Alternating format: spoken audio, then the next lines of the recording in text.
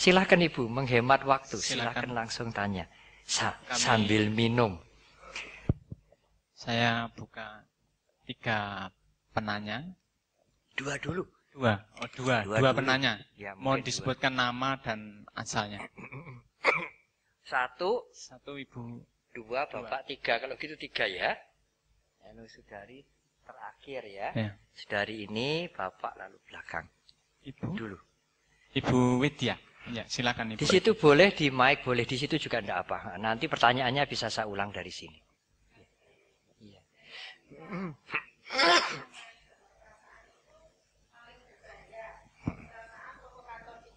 Iya, betul. Sebenarnya apakah ada perbedaan Bante antara perasaan mempengaruhi pikiran atau pikiran yang mempengaruhi perasaan? Ya. Sebab sering kita dengar statement-statement bahwa jadi manusia yang rasional, atau kadang-kadang laki-laki itu rasional, wanita lebih emosional dan sebagainya. Iya, iya. Makasih Bante. Iya. Kalau saya diminta untuk memberikan tanggapan singkat, timbal balik Ibu. Interdependensi. Semua reaksi pikiran pasti langsung mempengaruhi perasaan.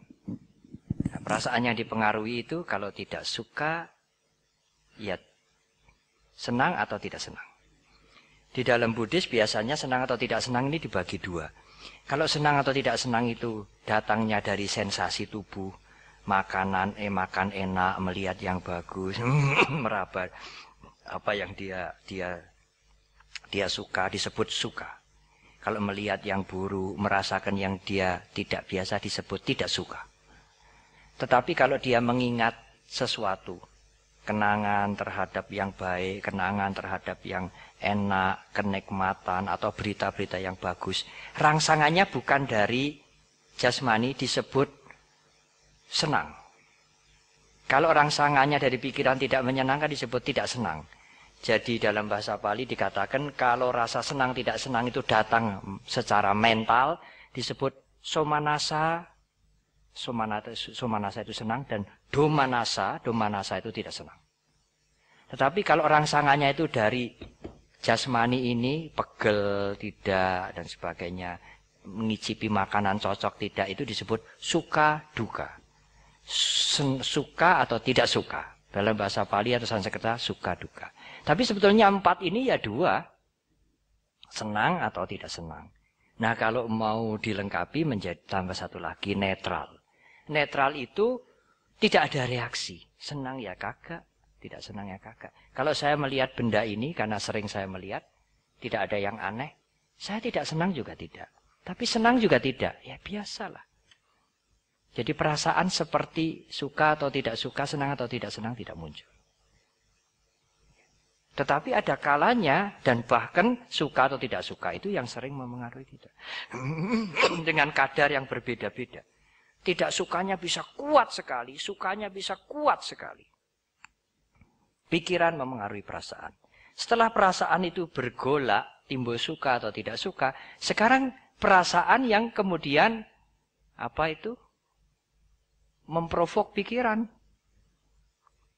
Kecuali pikiran mempunyai pandangan, mempunyai pertimbangan. Aja lho, dosa lho. Nek digebuki wong lho, ora apik lho, namamu jelek lho. Itu salah satu cara untuk pikiran tidak bergolak. Tidak melaksanakan apa yang sedang diingat, yang sedang muncul di pikiran. Tetapi itu cara biasa. Semua agama termasuk agama Buddha mengajarkan begitu. Oh, jangan lo, ingat akibat karma lo. Malu lo berbuat jahat lo.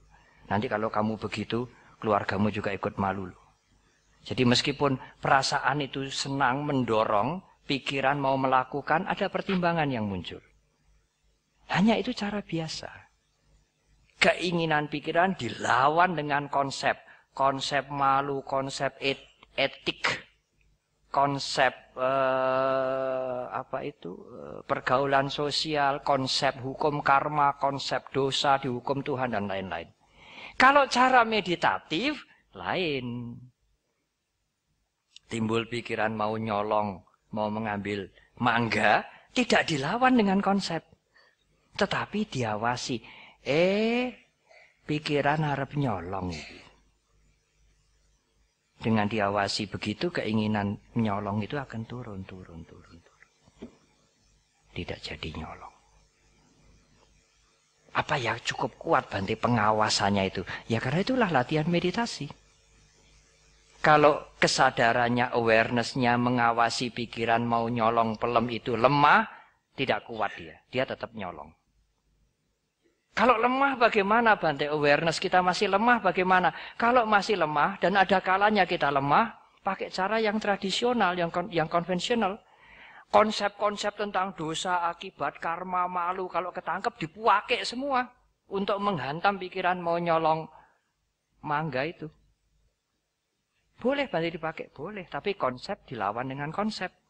Kitab suci agama Buddha yang banyak itu semuanya konsep itu. Ceramah saya 1-2 jam dan setiap dhamma kelas Anda merekam ini konsep semua ini.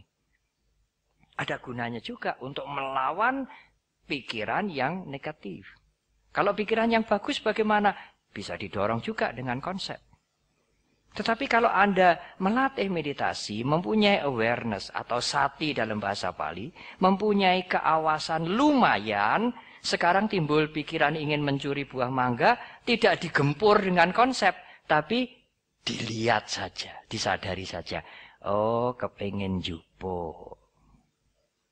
Nanti dia akan turun. Membersihkan kotoran batin. Tapi kalau digempur dengan konsep, jangan loh ya, jangan. Orang tua bisa malu loh. Buah karmanya nanti loh. Itu kotoran batin ditutup begini. Ditutup dengan konsep dosa, takut malu, akibat karma jelek. Apalagi tidak ada kesempatan. Ya nanti dia tumbuh lagi. Tetapi kalau dengan cara meditatif, kotoran batinnya ini dibeginikan. Dihabiskan, dikurangi.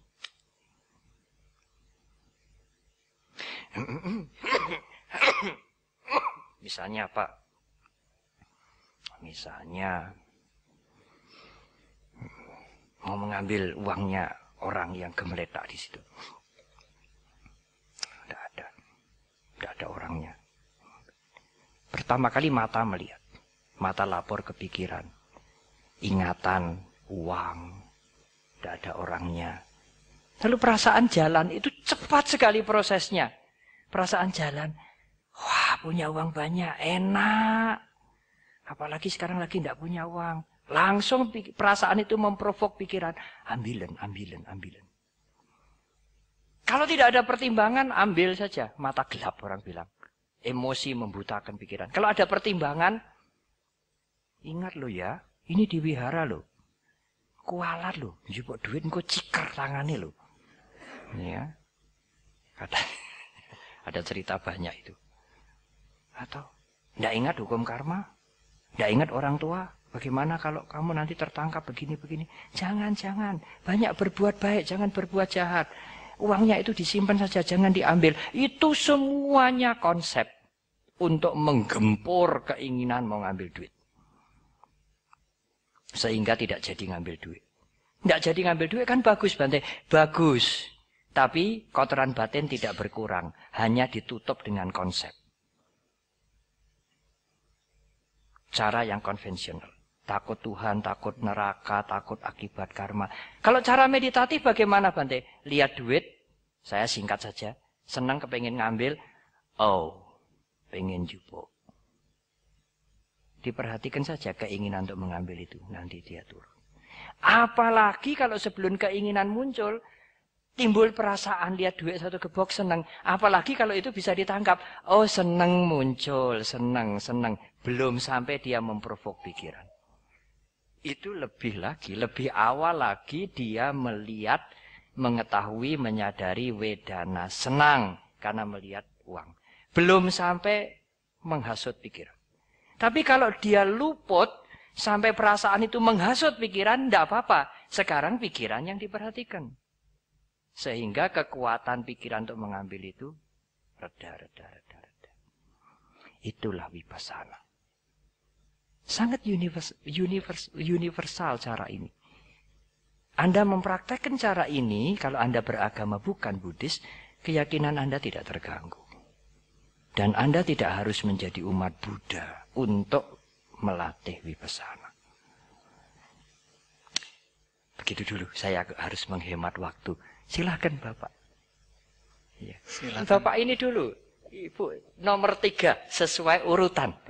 Ya. Silakan. Ya, ya, ya. Hanya saya mohon mungkin komentarnya disimpan dulu, langsung ke pertanyaan saja. Ya, terima kasih Bante.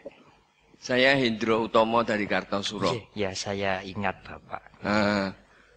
Dalam praktek saya, Iya. itu kesadaran saya bisa dikalahkan dengan aku saya. Iya, iya. Kesadaran saya itu sadar benar. Tapi akunya ini kuat sekali. Sehingga tujuannya itu tidak tercapai. Bagaimana bisa mengalahkan akunya itu? Iya, iya. Supaya kita itu bisa tenang. Bagus sekali. Terima kasih. Ini bagus sekali. Bagus sekali. Dan sebetulnya jawabnya tidak sulit. Bante, kalau saya selesai melakukan sesuatu, apa mengatur ruangan ini, mengatur dekor, bangun sesuatu, bangun pabrik, bangun apa, anak lulus, aku kan muncul tuh Bante, meskipun tidak diuarkan. Aja diomongke lho, di sini menek Bante mengerti darani aku nih gede, tapi di dalam pikiran muncul. Aku sudah berhasil meluluskan anakku. Wah, dekor ini bagus ya, aku puas. Oh, gedung ini aku yang dulu mencarikan dana, aku yang merancang. Itu kan aku muncul, Bante. Bagaimana itu, Bante? Tapi saya juga sudah meditasi. Sederhana sebetulnya, saudara. Jangan dimusuhi akunya. Loh, gimana, Bante? Lihat aja. Aku lagi muncul ini. Biar aja. Apa Bante? Malulah. Aku kok muncul terus. Ini kan tidak baik katanya Bante, ini biang keladi. Nanti serakah bisa muncul, benci bisa muncul. Tidak baik ini pikiranku kok, akunya kok begini. Itu malah tidak baik.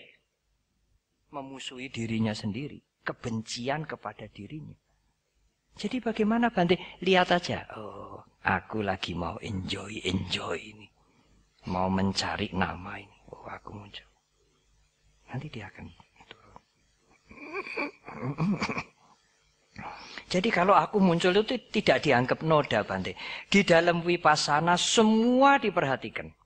Tidak dipilah-pilah mana noda, mana bersih, mana jahat, mana kotor, mana mulia, mana rendah, mana ingatan, mana rencana. Tidak dikategorikan begitu. Semua yang muncul di pikiran termasuk keakuan, keserakahan, ingin selingkuh, ingin makan enak, ingin hubungan seks, ingin membunuh, ingin apa, semuanya diperhatikan saja. Tidak di stop, tidak. Tetapi juga tidak dikembangkan. Sederhana. Kalau akunya membara-bara, Bante. Aku yang berhubungan dengan kebencian, aku dibohongi, aku dilangkai, harga diriku diinjak-injak, juga diperhatikan aja. Kalau aku bersekutu atau berhubungan dengan keserakahan, aku sukses, aku berhasil, aku melakukan yang baik, aku rendah hati, aku tidak sombong, juga dibiarkan aja, dilihat aja. Lihat dengan pasif. Ya sukar, Bante, oleh karena itu. Sebelum mampu memperhatikan gejolak pikirannya, berusahalah memperhatikan perasaan. Karena jenisnya perasaan hanya 2 macam. Suka atau tidak suka. Suka atau tidak suka. Senang atau tidak senang. Nah, sebelum berlatih memperhatikan perasaan, mulai dengan memperhatikan jasmani.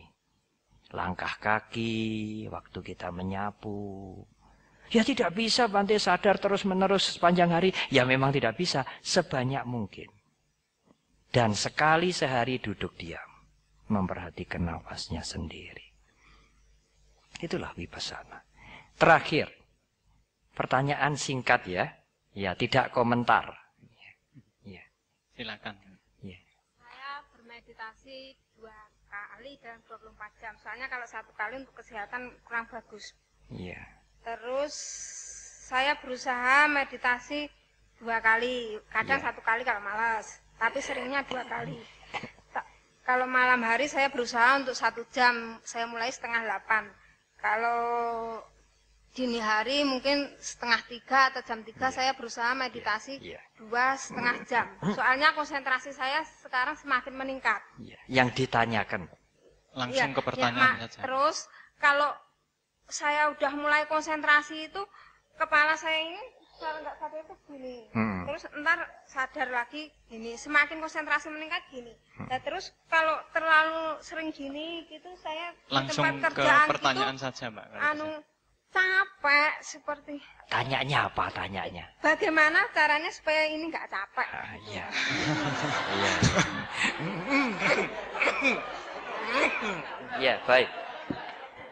Kalau kita meditasi duduk capek di sini. Ada 2 hal. Capeknya ini disadari, capek di sini. Bisa. Atau rasa tidak senang. Capek kan tidak senang. Oh, ini enggak senang, enggak senang, enggak senang. Disadari dulu, jangan diberi reaksi dulu. Setelah disadari capeknya atau tidak senangnya, kok masih capek terus. Ya, ditegakkan begini. Ya. Atau buka mata sebentar, kemudian begini. Tapi dengan kesadaran.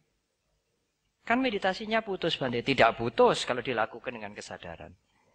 Tutup mata lagi, perhatikan nafas. Kalau ada nyamuk menggigit di sini, cekit. Nah, tidak mungkin merhatikan nafas. Gatel. Dan pikiran harus dijaga. Iki nyamuk biasa apa demam berdarah?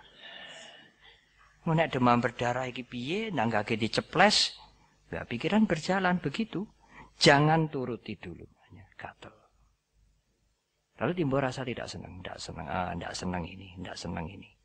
Lalu timbul keinginan. Cepat-cepat digaruk. Cepat-cepat. Nah, pikiran muncul ini.